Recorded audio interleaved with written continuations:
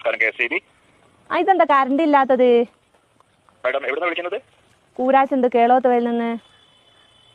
Madam ആ ഭാഗത്തെ ടച്ചിങ്സിന്റെ പണിയുണ്ട്, അതുകൊണ്ടാണ് കറണ്ട് ഇല്ലാത്തത് കേട്ടോ. ഏത് നമ്മൾ തൊട്ട് കൂട്ടുന്ന ടച്ചിങ്സോ?